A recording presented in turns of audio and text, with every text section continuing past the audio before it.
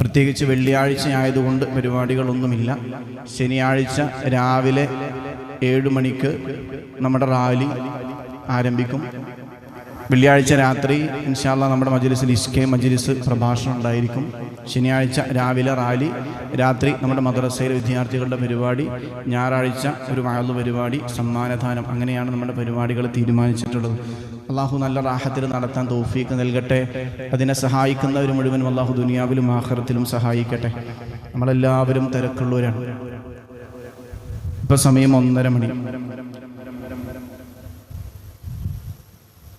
ഈ പ്രസംഗം കഴിഞ്ഞ് ആളുകളൊക്കെ ഒന്ന് കണ്ട് പുറത്തിറങ്ങി നിൽക്കുമ്പോൾ കുറേ ആളുകൾ അവിടെ പുറത്തുണ്ടാവും. നമ്മളൊക്കെ തിരക്കുള്ള ആളുകളാണ്. ഈ തിരക്കൊഴിഞ്ഞ് നമ്മൾ ഒറ്റക്ക് നടന്നിട്ടല്ല, നമ്മൾ ഇങ്ങോട്ട് കൊണ്ടുവന്ന് നോക്കും. എവിടെ? നമ്മുടെ ഈ പള്ളിയിൽ ഇവിടെ വെച്ചാണ്, ഈ പരിസരത്താണ് മരിച്ചതെങ്കിൽ ഈ 1ാമത്തെ മിഹ്റാബിൽ കൊണ്ടുവന്ന് നോക്കും. അപ്പോൾ പിന്നെ നമുക്ക് തിരക്കുണ്ടാവില്ല. പിന്നെ തിരക്ക് നാട്ടുകാർക്കായിരിക്കും.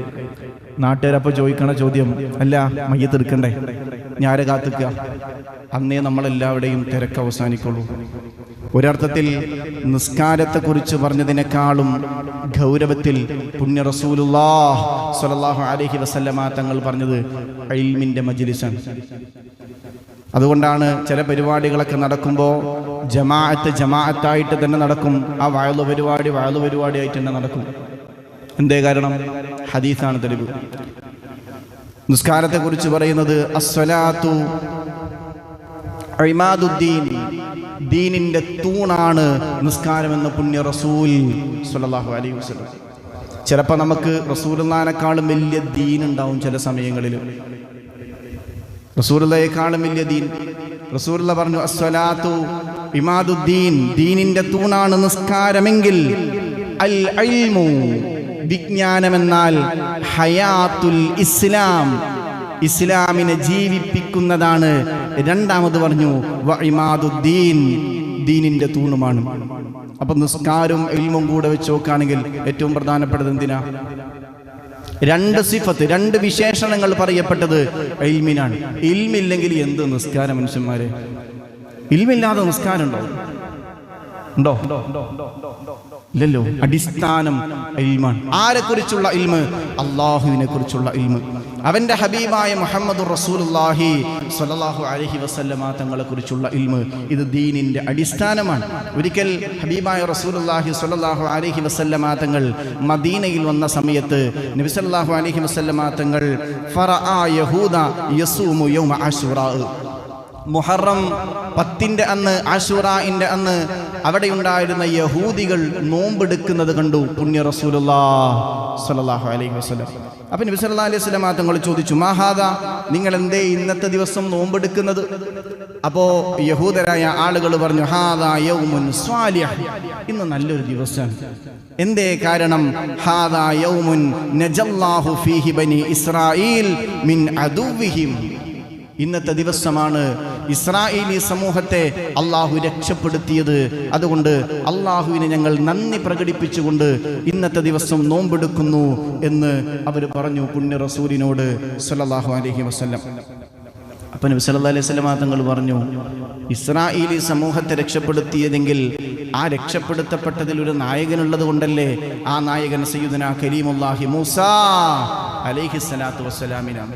മൂസാ നബിയെയും ലക്ഷക്കണക്കിന് വരുന്ന ഇസ്രായേലികളെയും ഫിർഔനിൽ നിന്ന് അള്ളാഹു രക്ഷപ്പെടുത്തിയ പ്രധാനപ്പെട്ട ദിവസമാണ് ആശൂറാ. അതിന് അള്ളാഹുവിന് ശുക്ർ ചെയ്ത് ഞങ്ങൾ നോമ്പെടുക്കുന്നു എന്ന് പറയുമ്പോൾ പുണ്യ റസൂലുള്ളാഹി സ്വല്ലല്ലാഹു അലൈഹി വസല്ലമ തങ്ങൾ പറയുന്നുണ്ട്, അന അഹഖു ബി മൂസാ മിൻകും, നിങ്ങളെക്കാൾ മൂസാ നബിയോട് ഏറ്റവും ബന്ധപ്പെട്ട ആൾ ഞാനാണ്. മൂസാ നബി എൻ്റെ സഹോദരനാണെന്ന് പറയുന്നുണ്ട് പുണ്യ റസൂലുള്ളാഹി സ്വല്ലല്ലാഹു അലൈഹി വസല്ലം. എന്നിട്ട് നബി തങ്ങൾ പറഞ്ഞു, വ അമറ ബിസൗമിഹി, ആ പരിശുദ്ധമായ ആശൂറാ മുഹറം 10ന്റെ അന്ന് നോമ്പെടുക്കാൻ പുണ്യ റസൂൽ ഞങ്ങളോട് കൽപ്പിച്ചു എന്ന് സ്വഹാബത്ത് റിപ്പോർട്ട് ചെയ്യാൻ. അപ്പോൾ നബി സല്ലല്ലാഹു അലൈഹി വസല്ലമ തങ്ങൾ മൂസാ നബി അലൈഹി സ്വലാത്തു വസ്സലാമിന്റെ സമൂഹത്തെ രക്ഷപ്പെടുത്തിയ, അള്ളാഹു രക്ഷപ്പെടുത്തിയതിൽ ജൂതന്മാര് സന്തോഷിക്കുമ്പോൾ മുത്തുനബിക്കും അത് സന്തോഷമാണ്. എന്തേ?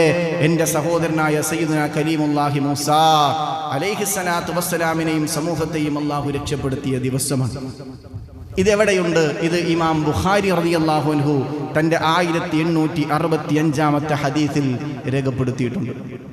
ഒരിക്കലും എൻ്റെ ഉസ്താദ് ഒരു യാത്രയിൽ ഇങ്ങനെ യാത്ര പോകുന്ന സമയത്ത് ഒരു റബീഉൽ അവ്വലിൻ്റെ സമയമായിരുന്നു. അപ്പോൾ ആരോ ചോദിച്ചു, റബീഉൽ അവ്വൽ നടത്താൻ എന്താണ് തെളിവ്?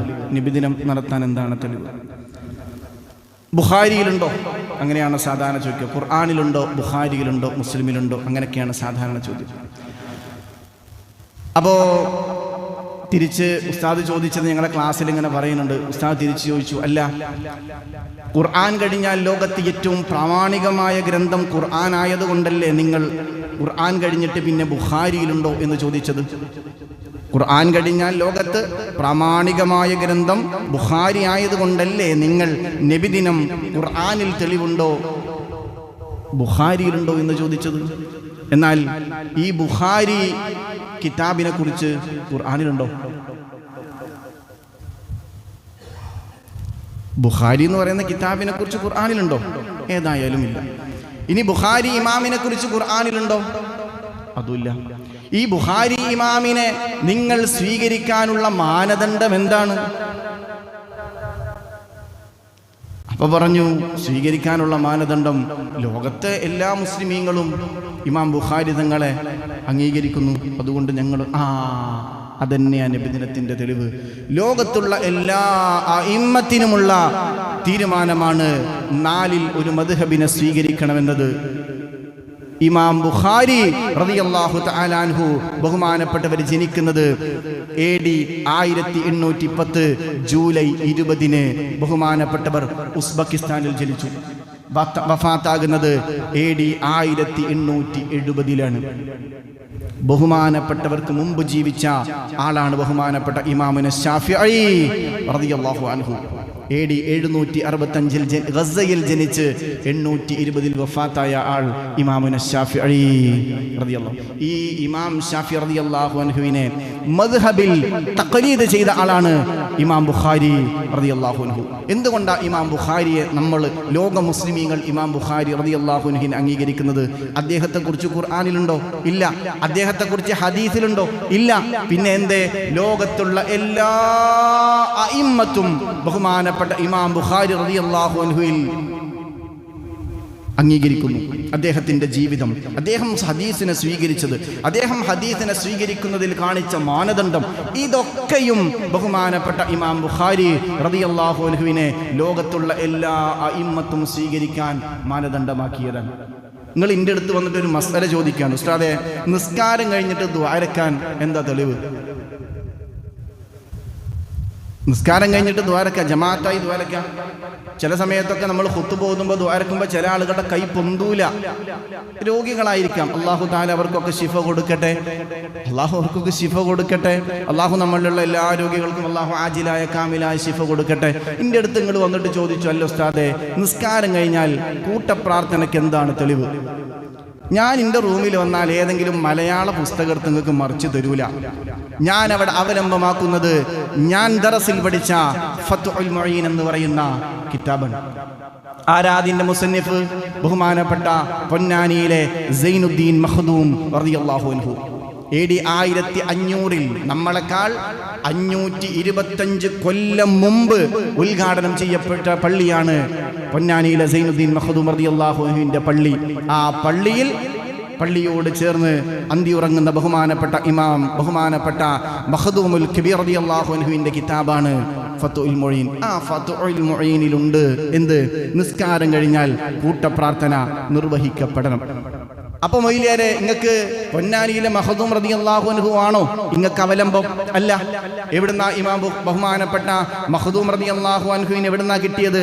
അദ്ദേഹത്തിന്റെ ഉസ്താദായ പരിശുദ്ധമായ മക്കയിലെ ഹറമിലെ ഇമാമായിരുന്ന കേരളത്തിൽ വന്ന് പൊന്നാനി സൈനുദ്ദീൻ മഖ്ദൂം തങ്ങളുടെ പള്ളിയിൽ വന്ന് ദറസ് നടത്തിയിട്ടുള്ള ബഹുമാനപ്പെട്ട ഇബ്നു ഹജർ അൽ ഹൈതമി റളിയല്ലാഹു തആല അൻഹുവിന്റെ തുഹ്ഫത്തുൽ മുഹ്താജ് എന്ന് പറയുന്ന കിതാബാണ് മഖ്ദൂം കബീർ റളിയല്ലാഹു അൻഹുവിന് അവലംബം അല്ല മൊയിലേറെ. അപ്പം നിങ്ങൾക്ക് ഇബ്നു ഹജർ റളിയല്ലാഹു അൻഹു ആണോ അവലംബം? അല്ല. ഇബ്നു ഹജർ റളിയല്ലാഹു അൻഹുവിന് കിട്ടിയത് ഇമാം നവവി, ഡമസ്കസിൽ അന്ത്യവിശ്രമം കൊള്ളുന്ന ഇമാം നവവി റളിയല്ലാഹു അൻഹു എന്ന ഇബ്നു ഹജർ റളിയല്ലാഹു അൻഹുവിന്റെ ഉസ്താദിന്റെ കിതാബായ മിൻഹാജിന്റെ വ്യാഖ്യാനത്തിൽ നിന്നാണ് ബഹുമാനപ്പെട്ട ഇമാം നവവി റളിയല്ലാഹു അൻഹുവിൽ നിന്ന് ഇബ്നു ഹജർ തങ്ങൾ കിട്ടുന്നത്.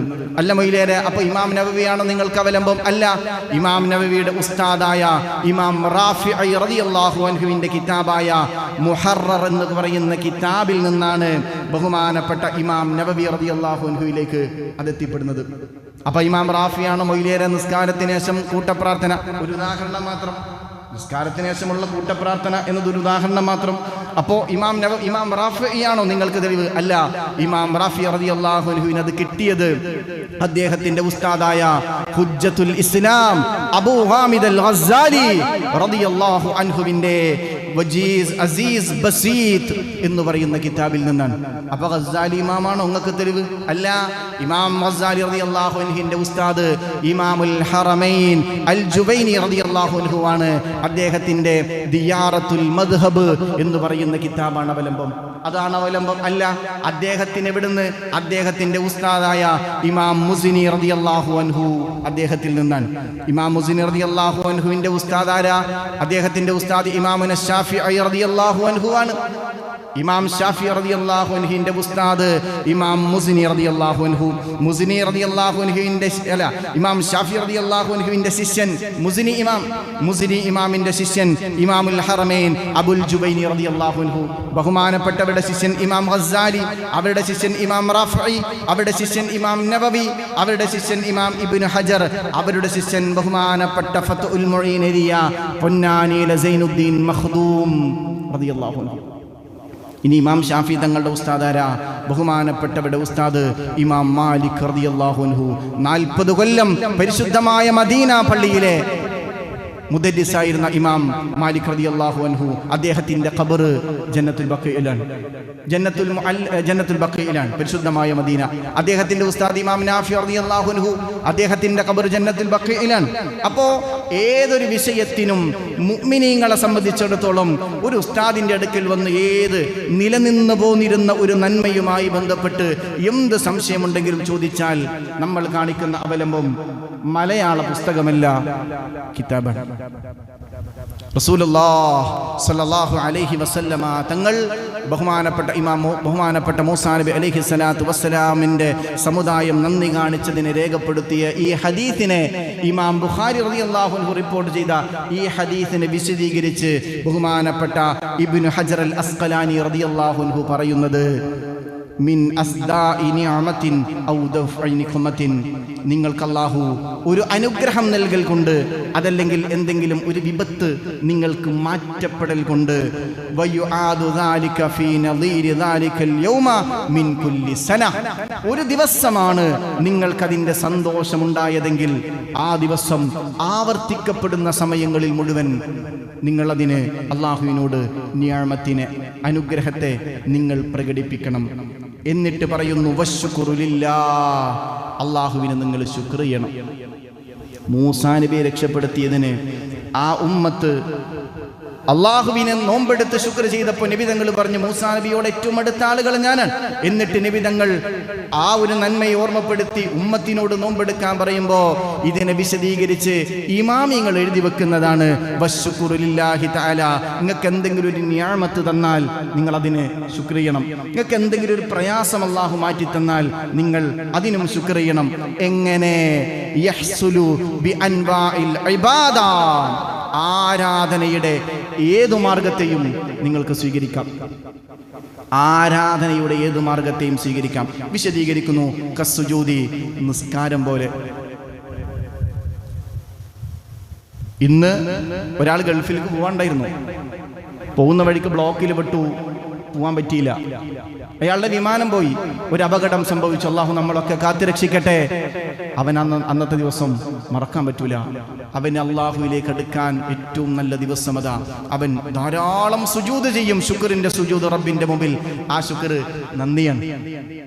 ഏതുപോലെ പിന്നെയോ വസിയാം, നോമ്പെടുക്കാം അള്ളാഹുവിന്റെ അനുഗ്രഹം തന്നതിന്റെ പേരിൽ, വസ്സദഖ, സ്വതക്ക കൊടുക്കാം, വത്തിലാവ, ഖുർആനെ ഓതാം, വഇന്ന നിഅമത്തിൻ, ഇനിയാണ് നബിദിനം പറ്റൂലേ, വഅയ്യു നിഅമത്തിൻ അഅളമു മിൻ നിഅമത്തിൻ ബിബുറൂസി ഹാദൻ നബിയ്യ സല്ലല്ലാഹു അലൈഹി വസല്ലം അല്ലദീ ഹുവ നബിയ്യുർ റഹ്മ ഫീ ദാലിക്കൽ യൗം.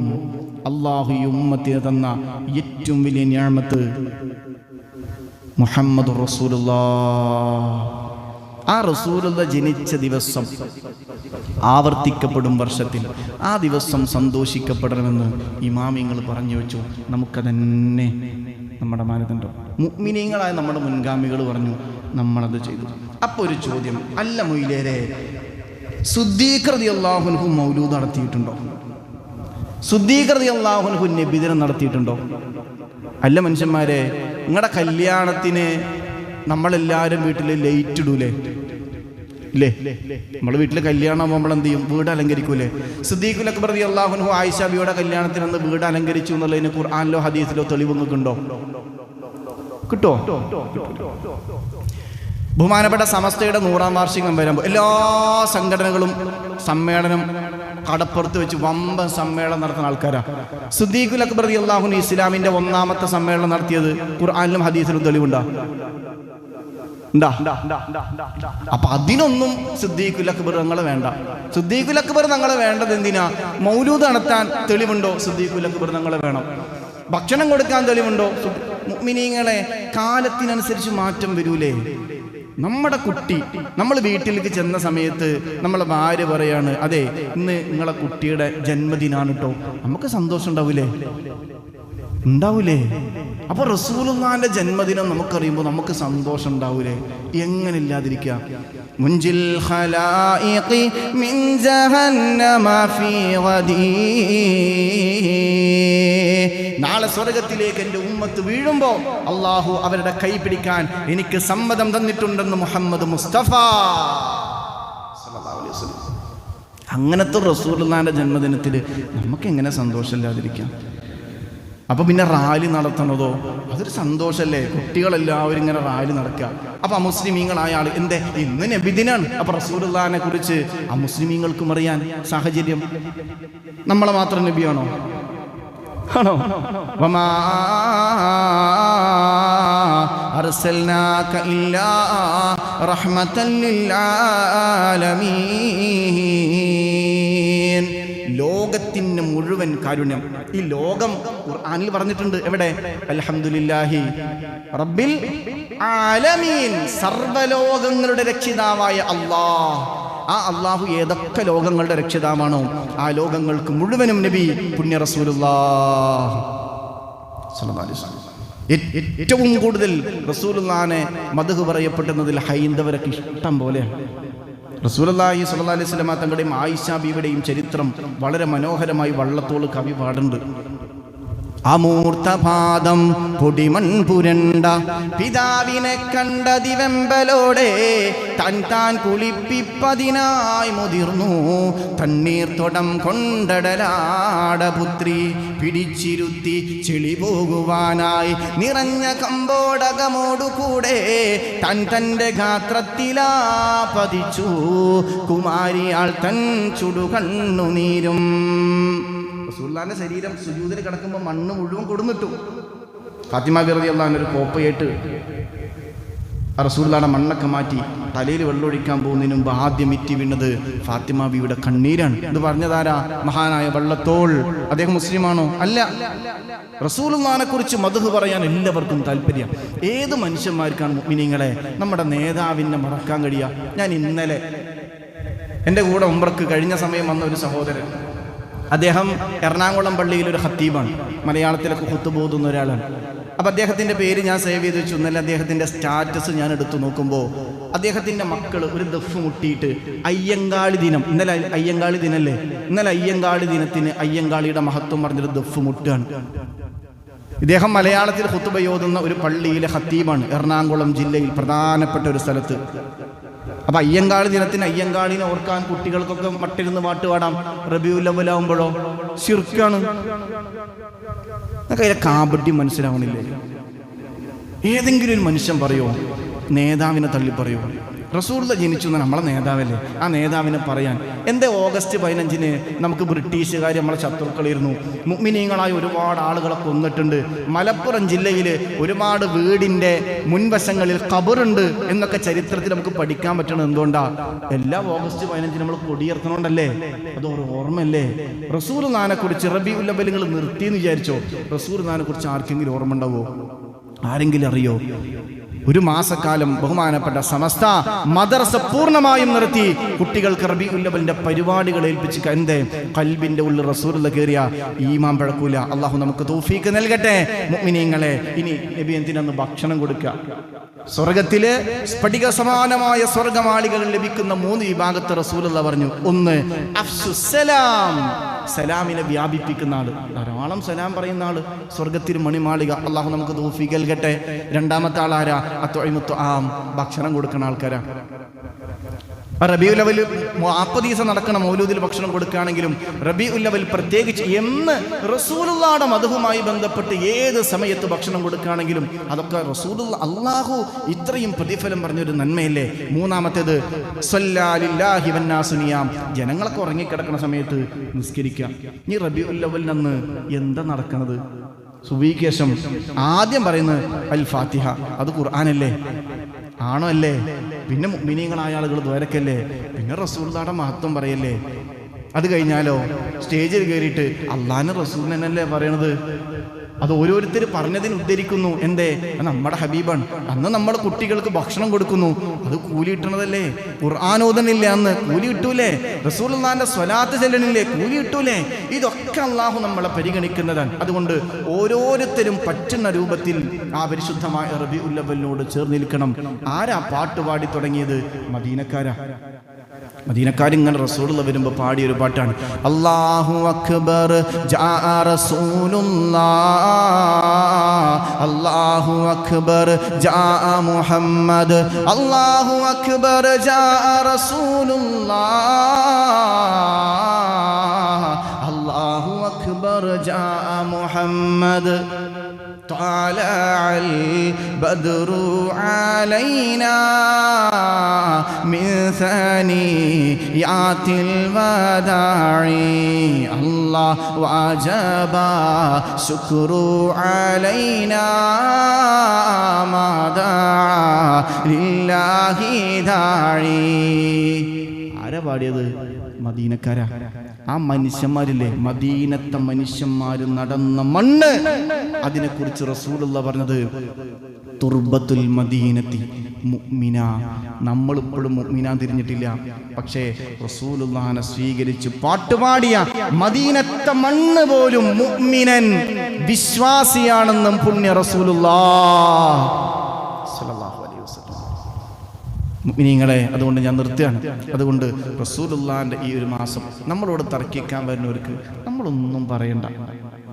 അല്ലാഹു തൗഫീക്ക് കൊടുത്തിട്ടില്ല. പക്ഷേ ഒരിക്കലും നമ്മുടെ ഖൽബിൻ്റെ ഉള്ളിൽ നിന്ന് ഈമാൻ നഷ്ടപ്പെട്ടു പോകുന്ന ഒരു സാധ്യതയും ഉണ്ടാവരുത്. നമ്മുടെ കുഞ്ഞു മക്കൾക്കൊക്കെ റസൂലുള്ളാഹിനെ പറഞ്ഞു കൊടുക്കുക. ഞാൻ എന്നും എപ്പോൾ വീട്ടിൽ പോയാലും എത്ര നേരം വൈകി രാത്രി പോയാലും മൗലൂദ് ഓതും.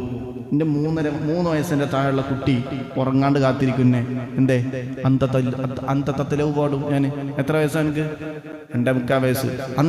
വന്നു കഴിഞ്ഞാൽ ചോദിക്കപ്പാ അന്തത്തലവ് ഇവിടുന്ന് അന്തത്തലവ് പഠിച്ച്. എൻ്റെ കുഞ്ഞിപ്പം മരിച്ചു. 7 ദിവസം മൗലൂദിന് പോയി. ആ മൗലൂദിൽ അവിടെ ഓടി നടക്കുകയാണ്. പക്ഷെ അതിൻ്റെ ഇടയിൽ ബൈത്തൊക്കെ കുട്ടികൾ കേൾക്കും. ഏകദേശം ആദ്യത്തെ മൗലൂദിലെ 2-3 വരിയും കാണാപ്പാടം പഠിച്ചു. എന്തേ? അത് റസൂലുള്ളാഹിനെ നമ്മുടെ മക്കളുടെ ഖൽബിന്റെ ഉള്ളിൽ കയറ്റിയ, റസൂലുള്ളാഹിനെ കയറിയ ഒരിക്കലും അള്ളാഹിനെതിരാവൂല. എന്തുകൊണ്ട്? റസൂലുള്ളയാണ് അള്ളാഹുവിനെ നമുക്കറിയിച്ചു തന്നത്. അതുകൊണ്ട് പ്രിയപ്പെട്ടവരെ, നമ്മുടെ ഖൽബിൽ റസൂലുള്ളാഹിനോടുള്ള മഹബ്ബത്ത് ഉണ്ടാവണം. അള്ളാഹു തൗഫീക്ക് നൽകട്ടെ. ആരൊക്കെയാണോ പരിശുദ്ധമായ റബീഉൽ അവ്വലിനെ സ്നേഹിച്ച്, റബീഉൽ അവ്വലിനെ ആദരിച്ച്, റബീഉൽ അവ്വലിനെ സ്വദഖ ചെയ്ത്, റബീഉൽ അവ്വലിനെ ചീരണികൾ നൽകി ആ ദിവസത്തെ ആരൊക്കെ ആദരിക്കുന്നു, അള്ളാഹു അവർക്കൊക്കെ അർഹമായ പ്രതിഫലം കൊടുക്കട്ടെ. മുഅ്മിനീങ്ങളെ, കൂലി കിട്ടാൻ റബീഉൽ അവ്വൽ 12 അന്ന് പുതുവസ്ത്രം ധരിക്കുക ഏറ്റവും നല്ല കൂലിയാണ്. റസൂലുള്ളാഹിനെ ബഹുമാനിച്ചിട്ട് അള്ളാഹു നമ്മളെ ഒരിക്കലും തള്ളിക്കളയൂല, അള്ളാഹു നമ്മളെ പരിഗണിക്കാതിരിക്കൂല.